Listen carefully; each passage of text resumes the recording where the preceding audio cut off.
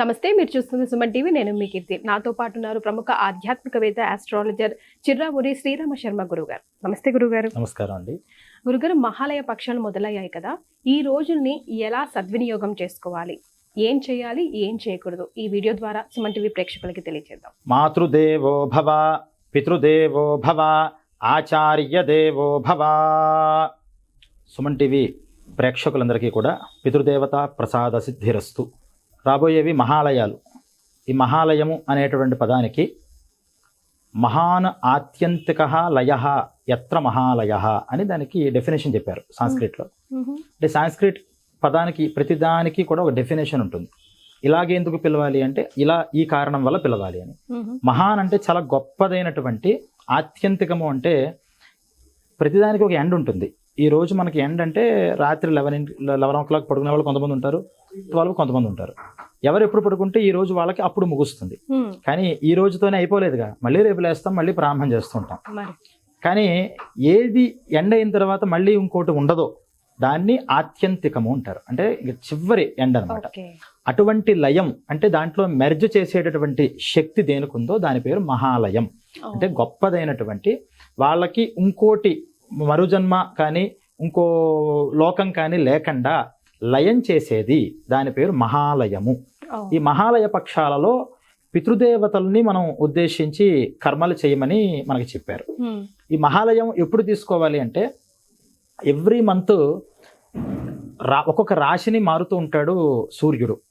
అంటే 360 degrees కనుక మనం ఒక విశ్వంలో ఉన్నటువంటి ఒక చక్రం కింద భావన చేస్తే ఎవ్రీ 30 degrees సూర్యుడు యొక్క గమనం మారుతూ ఉంటుంది. అలా కన్యా రాశిలోకి సూర్యుడు వచ్చిన తర్వాత ఆ పక్షము అంటే 15 రోజులు. ఈ 15 రోజుల్ని మహాలయాలుగా మీరు గుర్తించండి అని మనకి శాస్త్రాల్లో చెప్పారు. వాటిల్లో ఏం చేయాలి? పితృదేవతల్ని ఉద్దేశించి కర్మలు చేయాలి. ఎందుకు? పితృదేవతలకి మాత్రమే ఇది ఎందుకు ఇష్టమవుతుంది? మనం చూస్తుంటాం ఈ 15 రోజులు దైవకర్మలు పనికిరం అంటారు. ముహూర్తాలు కూడా ఉండవు ఈ మహాలయ పక్షాలోనే. అంటే కేవలం సంవత్సరం మొత్తం మీద ఈ 15 days ఓన్లీ ఫర్ పితృదేవతలు, వాళ్ళకే ఇది ఆరాధన అని 15 రోజులు కేటాయించారు. ఇటువంటి పితృదేవతలు అంటే చాలా మందికి తండ్రి లేని వాళ్ళు ముఖ్యంగా ఈ 15 రోజులు చేసుకోవాల్సింది. తండ్రి బ్రతికుండి తల్లి లేకపోతే ఈ మహాలయాలు చేయడానికి వాళ్ళకి రైట్ లేదు. మరి వాళ్ళు ఏం చేయాలి? వాళ్ళు కేవలం వాళ్ళు ప్రత్యేకంగా చేసేది ఉండదు ఇక్కడ. ఎవరు చేయాలి 15 రోజులు 16 రోజులు మహాలయ పక్షాలు అంటే తండ్రి లేని వాళ్ళు. తండ్రి లేకపోతేనే వాళ్ళని అజీవత్ పితృకులు అంటారు. తండ్రి ఉండి తల్లి లేకపోతే మేము కట్టెగాల్చాం, ఏం చేసినా ఏం చెందినా వాళ్ళు జీవత్ పితృకుల కిందే అవుతారు. ఇలా తండ్రి లేని వాళ్ళు, కొంతమందికి తల్లి తండ్రి ఇద్దరు ఉండరు, వాళ్ళు కూడా దీన్ని చేసుకోవచ్చు. ఈ 15 రోజుల్లో మామూలుగా ఒక మనిషి మరణించిన తర్వాత వాళ్ళ పిల్లలు ఆ మరణించిన తిథి రోజు, డేట్ రోజు కాదు తిథి రోజు పితృకార్యాలు చేస్తూ ఉంటారు. చేసినప్పుడు ఎవరు వస్తారు? తండ్రి గారు మరణిస్తే తండ్రి, తాత, ముత్తాత అంతే, ఇంకెవరు మిగతా వాళ్ళు ఎవరు రావడానికి లేదు.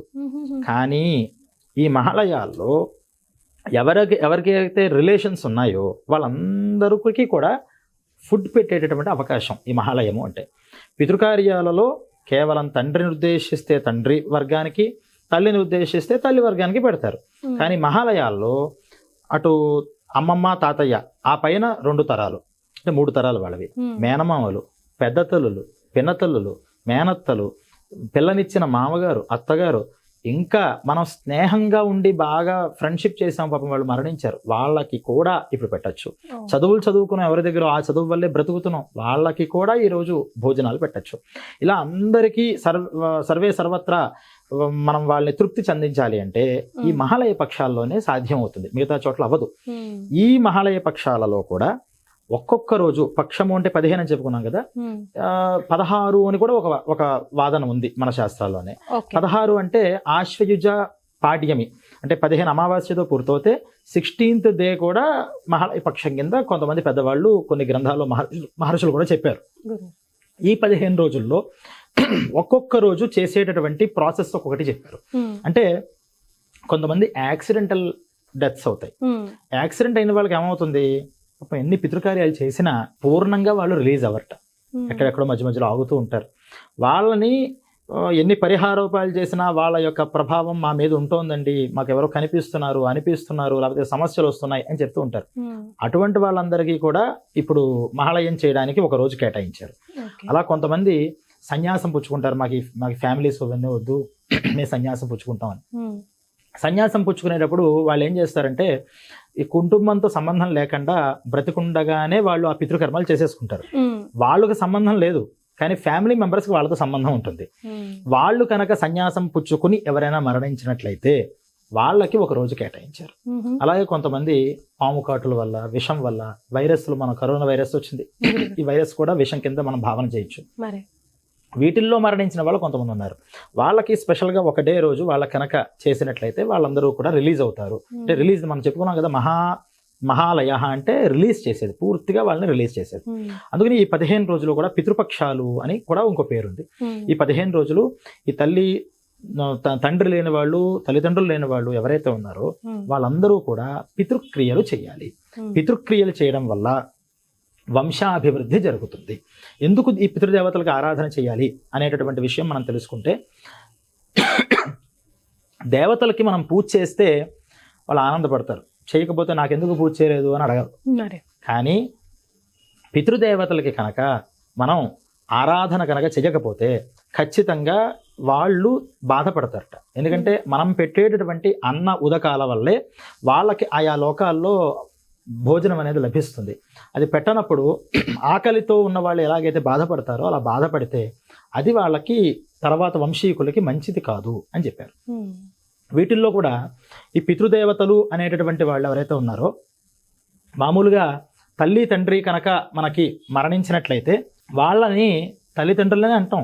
ఈ పితృదేవతలు ఎవరు అంటే, ఒక వ్యక్తి మరణించిన తర్వాత సపిండీకరణము అని 12వ రోజు చేస్తారు. అక్కడి నుంచి తన మజిలీనంతా కూడా ప్రారంభం చేసుకుని ఒక 12 months మన ఇక్కడ టైం పీరియడ్ ప్రకారం 12 నెలల పాటు ఆయా లోకాలన్నీ శిక్షలు, పాపాలు, పుణ్యాలు, సుఖాలు, దుఃఖాలు అన్నీ అనుభవించేసి వాళ్ళ కర్మ అకౌంట్లో ఉన్నటువంటి ఆ కర్మ యొక్క ఫలితం బట్టి కొంతమంది వెంటనే పుట్టచ్చు, కొంతమంది 10 రోజుల్లో పుట్టచ్చు.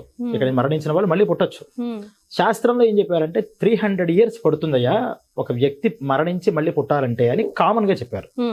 ఈ కొంతమంది చెప్పాను కదా, వాళ్ళ ఫలితాలు బట్టి 300 years ఒక వ్యక్తి మరణించి మళ్ళీ పుట్టాలి అంటే 300 years పడుతుంది. ఆఫ్టర్ 300 years మళ్ళీ భూమి మీదకి వస్తాడు. ఇది కామన్ గా చెప్పింది.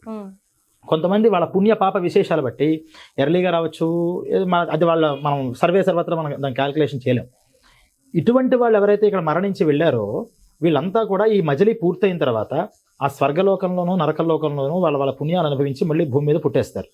ఈ పుట్టేటప్పుడు ఏమవుతుందంటే వీళ్ళందరూ కూడా కొన్ని దేవతాధీనంలోకి వెళతారట. ఇక్కడ మరణించిన తర్వాత వాళ్లే పితృదేవతలు. ఈ సపిండీకరణం అనేటటువంటి 12th డే చేసేటటువంటి ఒక ప్రక్రియ వల్ల వీళ్ళంతా కూడా పితృదేవతల అధీనంలోకి వెళ్ళిపోతారు.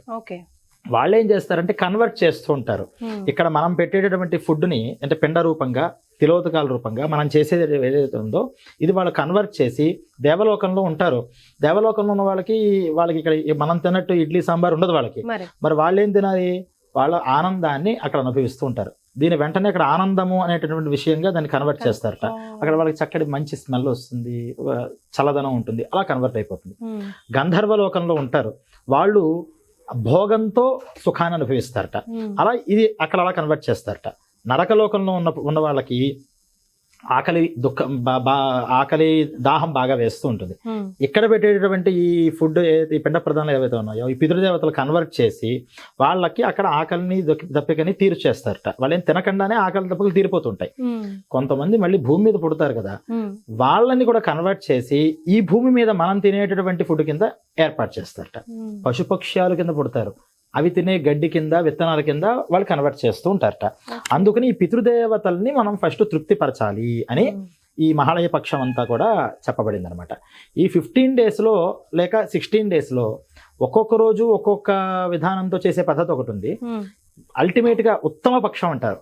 అల్టిమేట్గా చేసేది ఏంటంటే ప్రతిరోజు కూడా వాళ్ళని ఉద్దేశించి పితృకర్మల్ని చెయ్యండి ఎవరెవరి శక్తి అనుసారం అని ఈ మహాలయం అనేటువంటి పక్షానికి పితృపక్షం అనేటువంటి పేరు రావడానికి గల కారణం అదని మనం తెలుసుకోవాలి. రైట్ గురుగారు, అస్సలు చేయకూడని పని ఏదైనా ఉందా ఈ రోజుల్లో 15 daysలో? ఈ 15 daysలో అసలు చేయకూడని పని అని అంటే ఈ తల్లి తండ్రి లేనటువంటి వాళ్ళు ఎవరైతే ఉంటారో వాళ్ళు రాత్రిళ్ళు భోజనాలు అస్సలు పనికిరావు. రాత్రి భోజనం అనేది చేయకూడదు. సరే, తల్లిదండ్రులు ఉన్నవాళ్ళు ఉన్నారు, వాళ్ళు ఏం చేయాలి అంటే ఈ 15 రోజుల్లోనూ శుభకర్మలు అంటే ఏదైనా కొత్తగా ఏదైనా ప్రారంభించాలన్నా, లేకపోతే ఒక పుట్టినరోజులు వేడుకలు చేసుకునే ఉంటాయి. ఈ 15 రోజుల్లో అటువంటి వేడుకగా చేసుకునే గ్యాదరింగ్స్ ఏవైతే ఉంటాయో అవి పనికిరావు అన్నారు. ఎందుకంటే 15 రోజులు కేవలం మనకి ఇంత జన్మని ఇచ్చారు, శరీరాన్ని, మన శరీరం బాగుండాలన్నా, మన బుద్ధి బాగుందన్నా తల్లిదండ్రుల ఆశీర్వచనాలే కదా.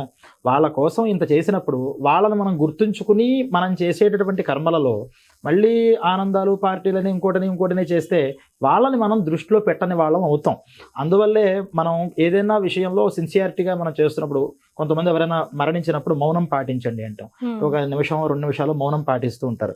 ఆ పాటించేటప్పుడు మౌనం ఎందుకు పాటించాలి, నేను ఫోన్ నొక్కుంటాను, ఇంకోటి నొక్కుంటాను అని చేస్తే ఏమవుతుందంటే దాని మీద మనకు సిన్సియారిటీ లేనట్టు, వాళ్ళ మీద మన కృతజ్ఞతాభావం లేనట్టు.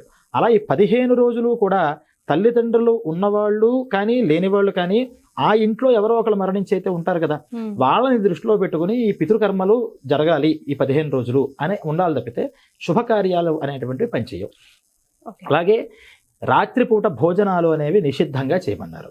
అలాగే ఈ 15 రోజులు కూడా చేయవలసిన పనులు మనం చూసుకున్నట్లయితే ఎంత వీలైతే అంత పితృదోష పరిహారాలు కానీ, లేకపోతే పితృదేవతలకి అనుగ్రహం రావాల్సిన కార్యక్రమాలు కానీ ఏవైతే ఉంటాయో వాటిని వెతుక్కుని చేసుకుంటూ ఉండడం మంచిది. అలాగే కొన్ని క్షేత్రాలు చెప్పారు. అయోధ్య, మధుర, మాయా, కాశీ, కాంచి, హ్యవంతిక, పురి, ద్వారవతి చైవ సప్తయిత మోక్షదాయకాహ అని గరుడ పురాణంలో చెప్పారు.